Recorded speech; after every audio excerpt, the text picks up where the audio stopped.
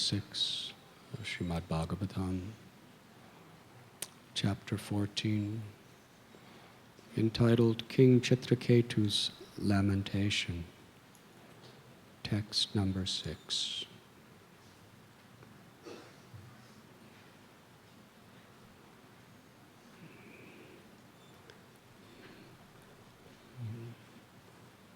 Parikshit Maharaj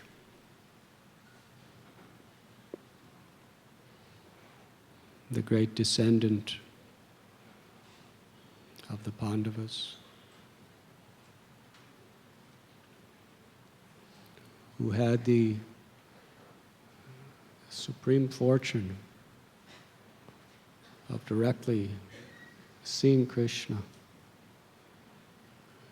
and feeling Krishna's love within the womb of his mother, who from the moment of his birth was searching for Krishna. Like a wealthy person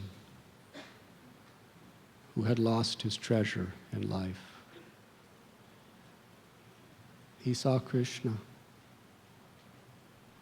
Now he was born into the royal dynasty, the sole survivor of the Pandava dynasty, who was soon to be enthroned as the next emperor of the world.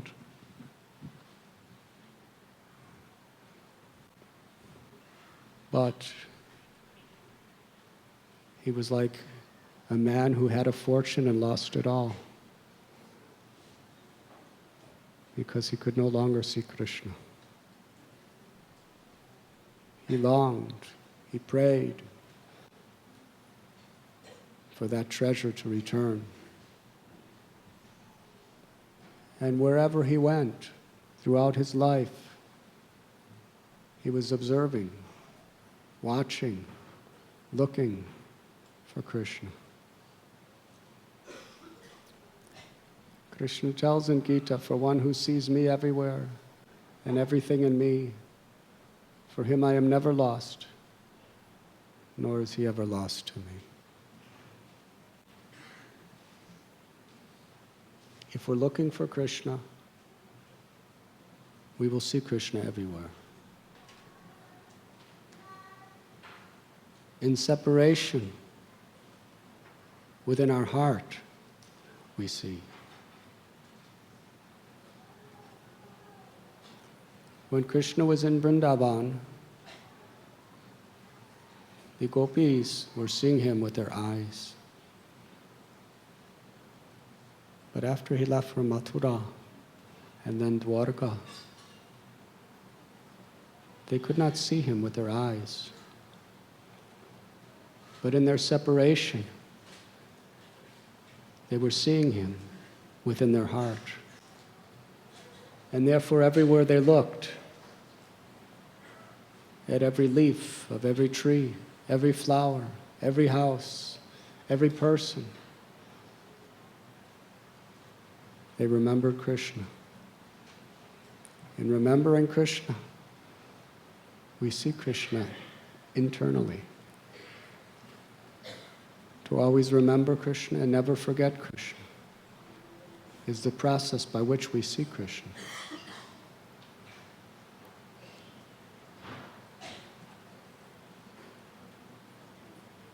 This is the very essence of bhakti, how to remember Krishna. All of the 9 processes of devotional service are ways in which we can intimately remember Krishna.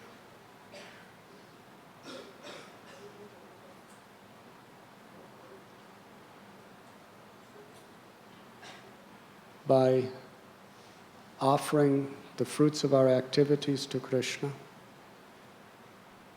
according to our particular position in the Varnashram Dharma, that is a preliminary state of devotional service.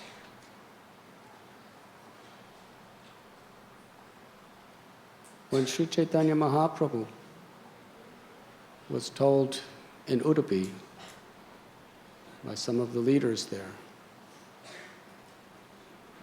that the path of perfection is to perform one's duties according to varnashram for the pleasure of the Lord, the Lord considered, yes, but that is not the real perfection. That is external bhakti. And he quoted Prahlad Maharaj, what the real aim of life is and how to achieve it. Saravanam kirtanam smaranam padasevanam archanam bandhanam dasyam sakyam atma nivedanam. These 9 processes of devotional service, beginning with hearing, chanting, and remembering. Because in following these 9 processes of devotional service under proper guidance, we absorb ourselves in always remembering Krishna. All the rules, all the regulations of all the scriptures are all meant to serve these 2 cardinal principles. To always remember Krishna and never forget Krishna.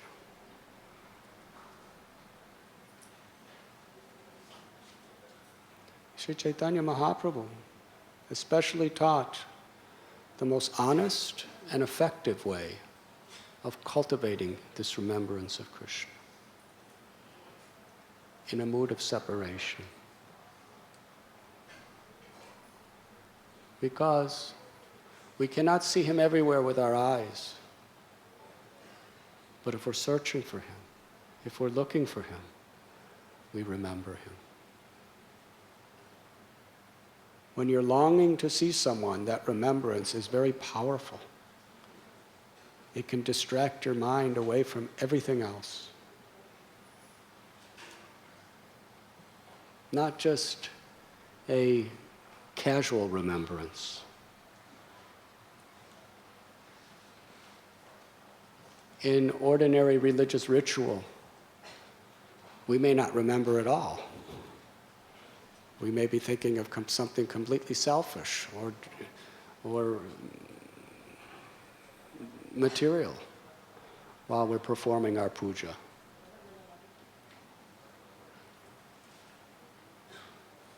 But when there's actually the pang of separation, then whether we're performing a ritual or not, we'll be absorbed in remembrance.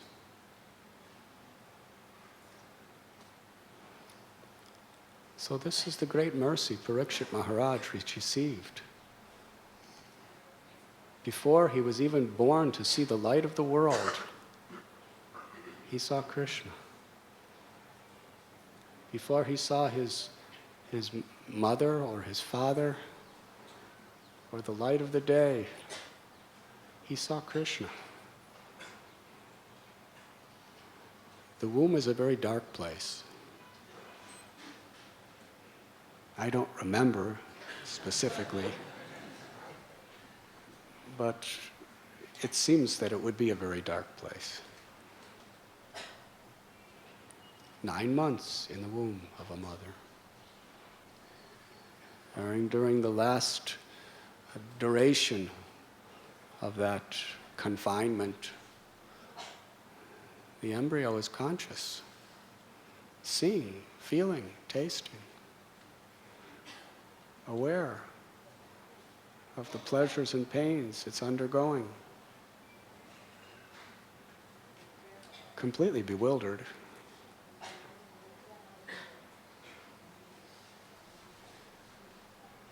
In that womb, the Brahmastra was coming right at Parikshit Maharaj to kill him. A very sensationalistic abortion, to say the least. Ashwatthama was determined to kill. And he was so expert. He could take a weapon like a Brahmastra that had the power to destroy an entire planet and direct it specifically at an embryo in a womb, and it wouldn't even harm the mother. He was a real yogi.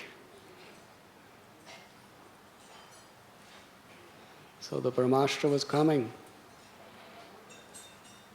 The child couldn't do anything. The child didn't know what is what. But his mother, Uttara, she loved her child. She would give her life 1,000,000 times in a second to protect her child. And she was helpless. Similar to Draupadi. When Draupadi was in a very dangerous condition of life, about to lose that which was more sacred to her than anything else, her chastity. Because her chastity was a very intimate and integral part of her identity with her husband's. For a woman to violate chastity is the ultimate offense against the husband. And for someone like Draupadi to offend the husband, to offend God, is worse than death.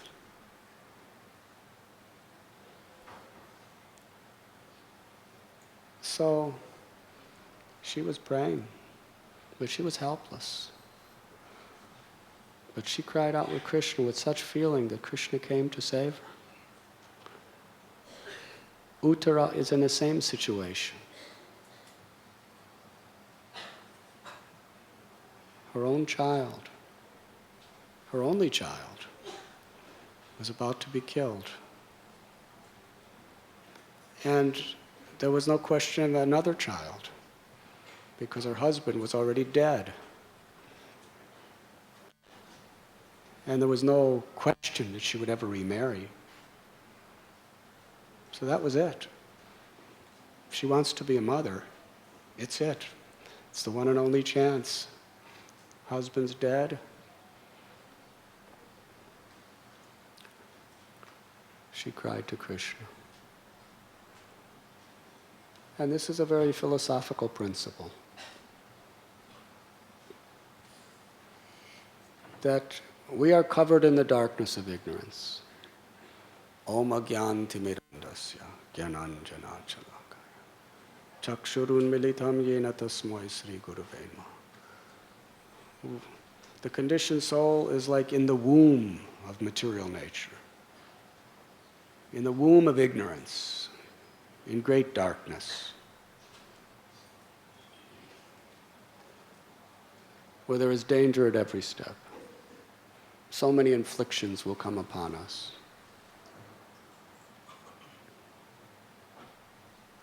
What is our possibility of approaching God? But when the great souls, like Uttara, prayed to save her son, if great souls pray for us, bestow their mercy upon us, then Krishna will come and save us too. But then we have to be willing to be saved. That is the principle.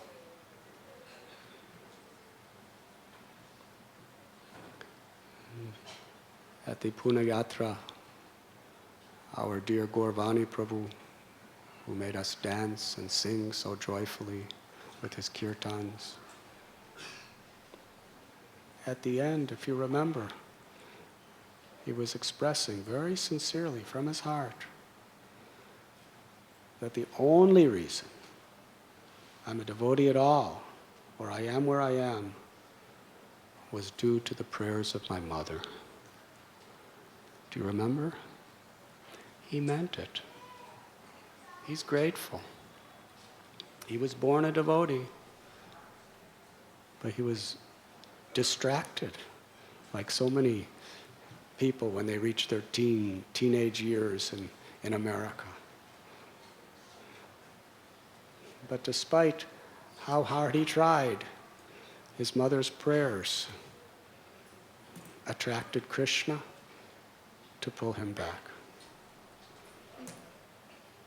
into a joyful, blissful life of Krishna consciousness. And he knows that, and he's grateful.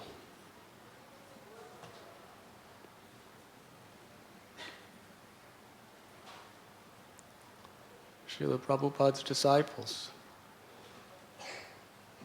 they asked Prabhupada, what was our qualification for coming to Lord Chaitanya Mahaprabhu's movement, which is directing us to Goloka Vrindavan?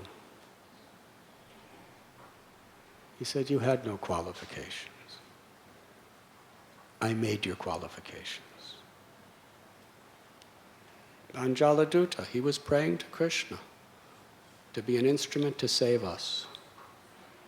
He was praying to Krishna to speak through him to enlighten our hearts. In the darkness of the womb of material existence, he prayed, and Krishna appeared. That is the reality. So Prahlad Maharaj, he describes the 9 processes of devotional service to his father. In this sense, Hiranyakashipu was really in the darkness of ignorance. And what saved him? Not his mother's prayers, not his father's prayers, his son's prayers.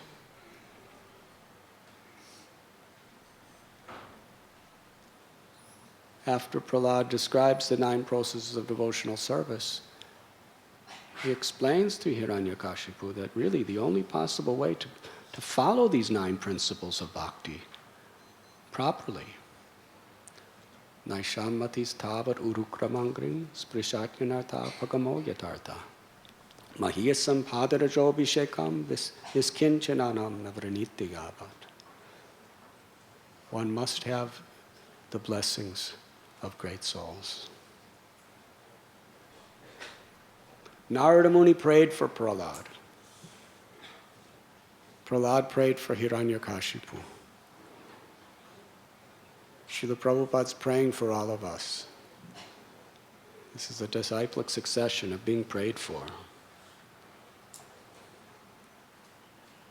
If we take the dust of the feet of the great souls and make that our life and soul, that means by becoming the servant of the servant of the servant, then Krishna will enter into the dark womb of our consciousness and give us light. That is the path back to Godhead. And actually, there's no other way.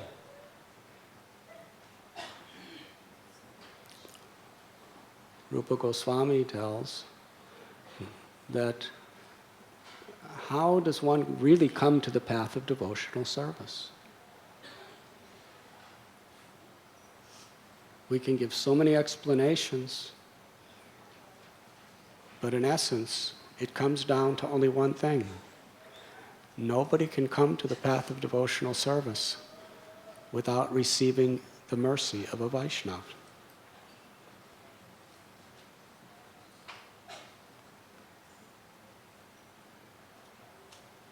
Parikshit Maharaj received so many blessings. And he was a perfect person.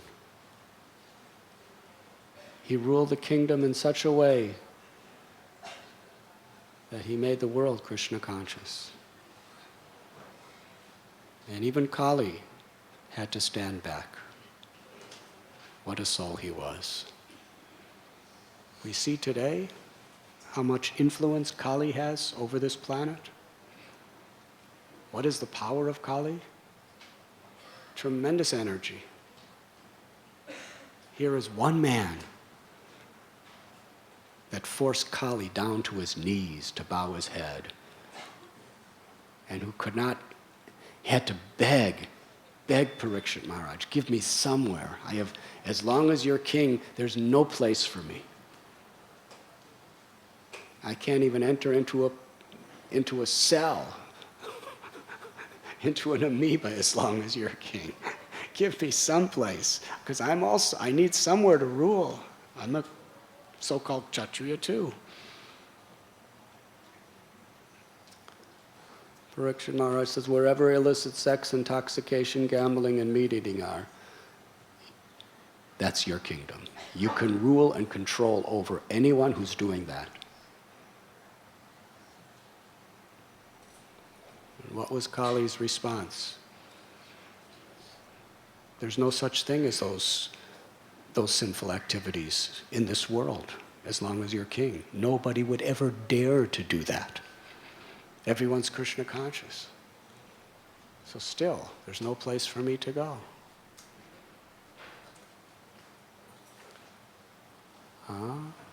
You can wreak the havoc of quarrel and hypocrisy, and through that process, degenerate religious principles, create conflict, war, hatred, envy, and all other vices. To your heart's content, wherever there is the greed for wealth, greed for gold. And we see how due to this greed, so many sinful activities are coming in this world. And so much fighting and hatred and envy.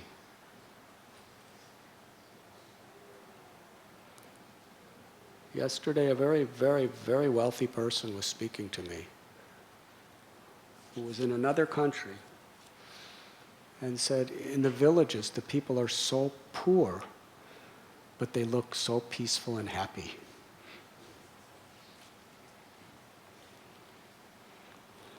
Haribo.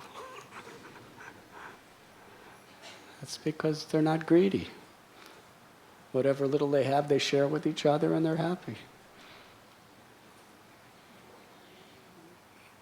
Narada Muni, he cursed Nala Kuvera and Manigriva to become trees out of his mercy. Srila Prabhupada explains very nicely how wealth, greed for wealth is such a source of misery. We think we need more. With wealth comes prestige and power, and we want more and more. But as long as we're using it for our own selfish purposes, we're just taking a noose or a rope around our neck and we're just pulling it tighter and tighter and tighter with every paisa we get. Unless we're using it in God's service. That is a fact. But Kali keeps us in this delusion, this illusion. Simple living, high thinking is what Krishna consciousness is about. Factually, Parikshit Maharaj was emperor of the world, as was Yudhisthira, but they lived the life of simple living, high thinking. They didn't have greed for anything. They didn't have attachment. They used it all for Krishna. They used it all for the benefit of others. And they had what they had. And they used it properly for their family as well. But there was no pride or no greed. These things kill. They murder. They terrorize. They slaughter the good qualities of the soul.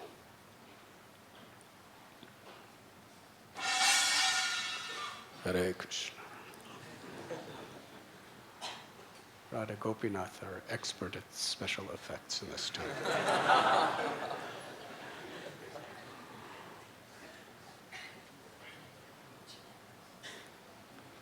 So Narada Muni was so merciful to Manigriva and Nala Kuvera that he took them from the beautiful bodies of demigods and the heavenly planets, the sons of Kuvera, which means they had access to all the wealth of their father, the treasurer of the heavenly worlds. They were enjoying the most beautiful women and having so many facilities in every way to just enjoy. And the next moment, they had the bodies of trees. No more nice heavenly flesh, but bark as flesh. Nobody could look at their eyes. They had all these arms all over the place, struggling all over. Arjun trees, they're not very beautiful trees, if you've ever seen them.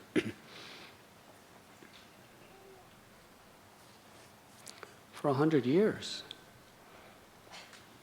to live as trees. Hare Krishna. And when they actually, in that state, when they saw Krishna, if they saw Krishna as Manigriva and Nala Kuvera, they probably would have made an aparad to him. Yes, because they were too puffed up. Duryodhana saw Krishna, and he just made aparads. Shishupal saw Krishna, Dantavakra saw Krishna, Dushasana saw Krishna. So many people, Hiranyakashipu saw Krishna, Kamsa saw Krishna. Unless we have the consciousness of humility and devotion, even if you see Krishna with your eyes, you will not appreciate. Because Krishna reveals himself according to our service attitude.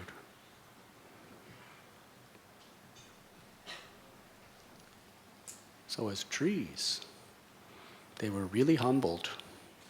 They couldn't even walk. Can you imagine? It's one thing to be a tree with the consciousness of a tree. But they had the full consciousness of demigods with the body of a tree. Imagine that. They were accustomed to flying around on their flower airplanes anywhere they wanted, doing anything they wanted, eating anything they wanted, drinking anything they wanted. Every comfort in the world was theirs. You know, sometimes, even as a little human being, you have very little facility in comparison to do anything. But if you hurt your back, and the doctor says, lay in your back bed rest for 8 weeks. It's a long 8 weeks. Yes? Can't do it. You can't move. Can't get up. So many things you want to do. Or you may have to fast for some time. Just drink water. That's all trees get to eat, right?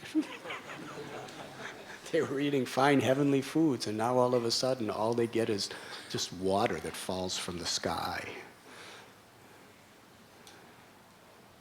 And if there's no water, if it doesn't rain, you just wait. They had the full consciousness of demigods. Beautiful ladies are walking by and there's nothing, they don't even look at them. Here they are, big demigods, respected by the other devas as the sons of Kuvera. And now dogs are coming and passing urine on them.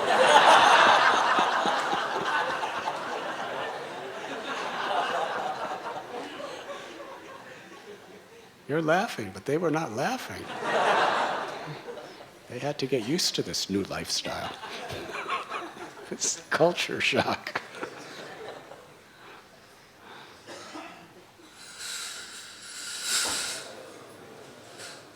But then they got to see Krishna. And they were so much purified by the experience of suffering and pain that in the bodies of trees, they were watching Krishna's Leela. They couldn't even speak. Can you imagine? You can't speak, you can't move, just stand in the monsoons and the cold winters. And winters are cold in Vrindavan. Summers are hot. People are coming unto you to get, but there's no shelter. Very difficult. But they praised Narada Muni. He was so kind. He freed us from our greed for wealth, so that we were actually receptive, that when we saw you, we could know you, we could love you, and we could surrender to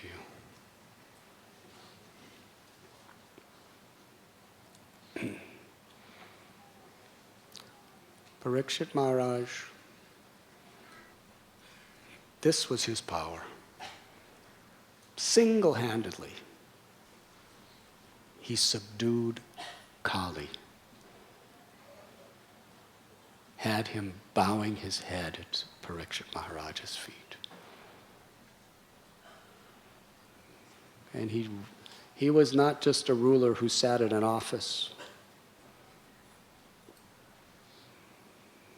He regularly traveled the entire planet, personally, to make sure everyone was satisfied, to make sure spiritual principles were being upheld, and to uproot the evil.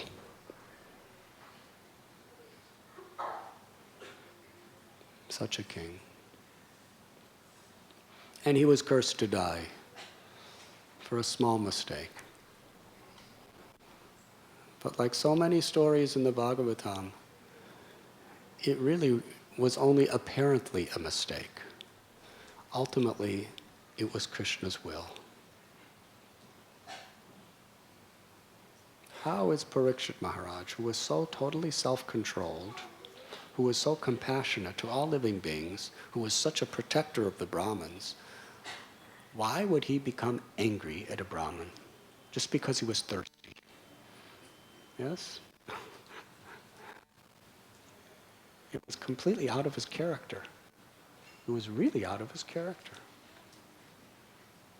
And he didn't do anything so wrong, but he just considered that this Brahmin is impudent.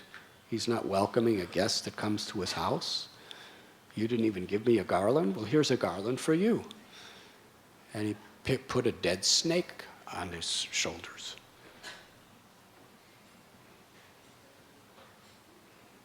And for that, Sringi, the son of Samik Rishi, cursed him to die in 7 days.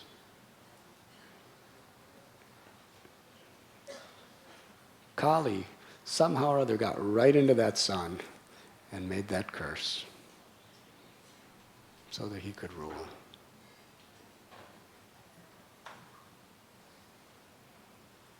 Parikshit Maharaj actually was just a puppet of the Lord to make that mistake for a higher purpose. Srimad Bhagavatam, the crest jewel of all knowledge, was to be spoken by Shukadev Goswami. And Krishna wanted to set the scene in the most exciting, dramatic possible way so that people would take this message very seriously.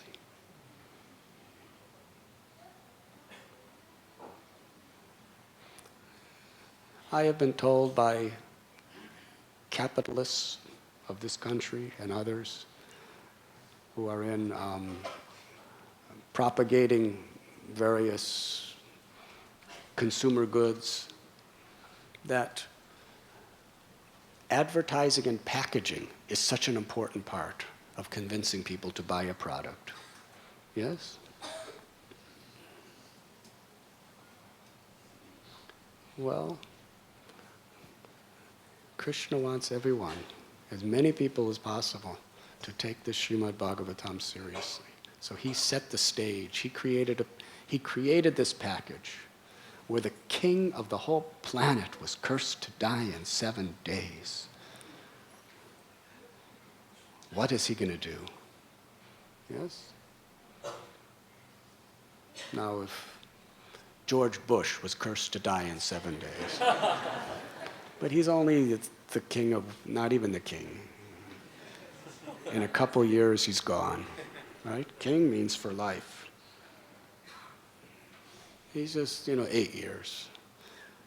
And the majority of the country and the world do not have so much love for him. If he was to be cursed to die in 7 days, it probably wouldn't be such big news anyway. So I delete that example.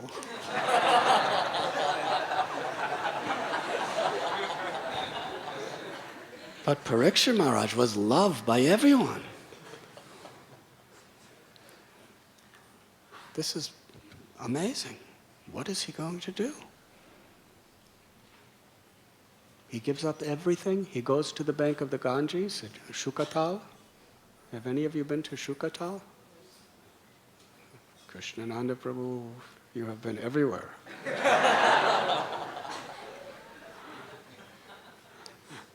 It's a very nice place. There's a banyan tree there, and that is where Shukadev Goswami spoke to Parikshit Maharaj. And this was such a dramatic event that all the rishis, the sages, and all the learned people from the entire universe came to that place to be with the king as he was going to die. And there he inquires from Sukadev Goswami. Now, Srila Prabhupada explains, and the acharyas say the same, that Parikshit Maharaj had so much power, he could have counteracted that curse if he wanted to. He was not an ordinary being. He could have punished Shringi, that foolish boy, for this curse. But he sought no retaliation. He wanted no revenge. He didn't even want to protect himself from dying. In fact, he considered this an opportunity. Life is not, Shukadev Goswami tells him in the second canto, human life is not meant for quantity. Better one moment of full consciousness than to live a long life without.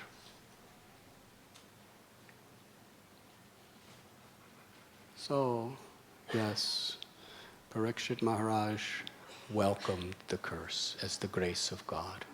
Tatenu kampam susamikshamano punjana evatmikritam vibhagam haridvagvapurvir vidatam namaste jivetaya muktipate sadayabhak.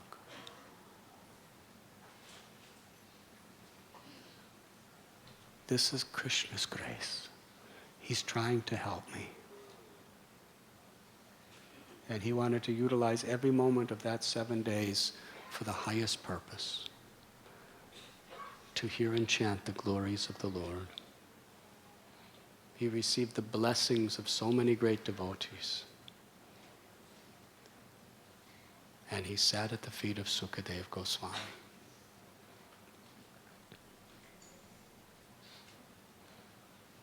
And presented himself as a most fallen, ignorant person. Although he was so learned, so Krishna conscious, he didn't think anything good of himself. He simply humbled himself. That is the quality of a great soul.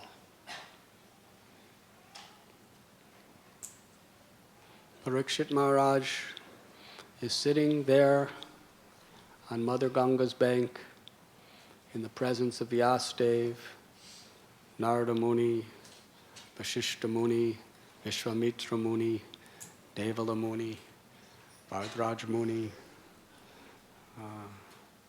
Angira Muni, Agastya Muni, all the great celebrities, they were all there. They have these Bollywood events where all the big stars gather together. I see in the hoarding star-studded event where they're there and look, I don't know the names of any of your people, I'm sorry. I'm not sorry, actually, I'm very happy. But I don't know the name of a single Bollywood person. As As far as Hollywood, I know some people from the 1960s, but but I'm safe because most of them are either old or dead. But, but if you go to such an event, oh, look, there's that pearl. And look at there she is. You know who that is? Yes, of course I know who that is. It's very, when there's some kind of social event and all these big people are there that are so world famous and so great. It's quite thrilling experience, isn't it? Well, can you imagine? Every great sage and rishi from the Puranas, whatever time they lived, even if they lived 1,000,000 years ago, they still came.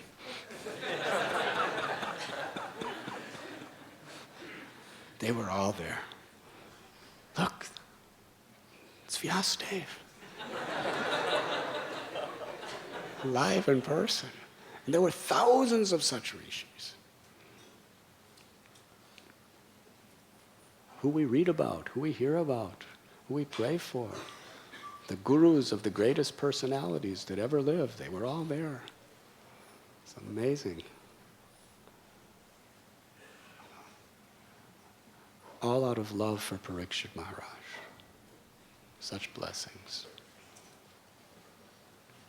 So we find Parikshit Maharaj totally engrossed in the Srimad Bhagavatam.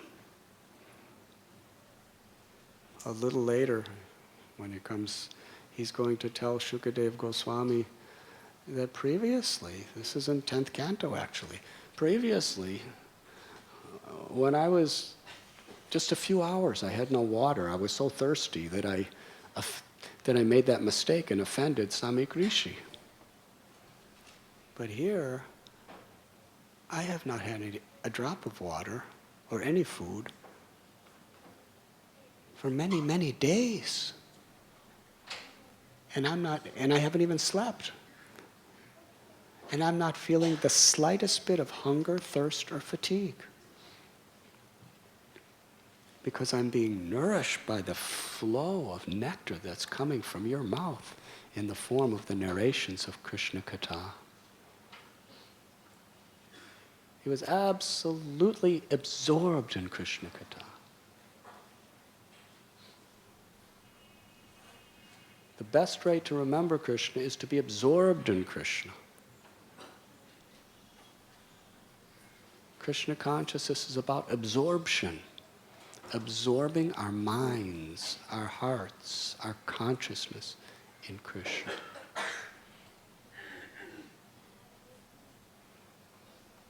When we're performing devotional service, if we do it casually, there'll be minimal purification, minimal benefits to us, and we give minimal pleasure to Krishna. Because Krishna doesn't want the thing we do. Krishna wants our consciousness. Because our love is about our consciousness. So we should absorb ourselves. And Prabhupada was expert. Srila Prabhupada taught us that if you're really striving to do your service the best you possibly can, then you're absorbed in your service. Whatever we're doing, we should do it with our full heart, with our full consciousness, because it's for Krishna. If you're making a garland for Krishna, absorb yourself, make it the best way for Krishna.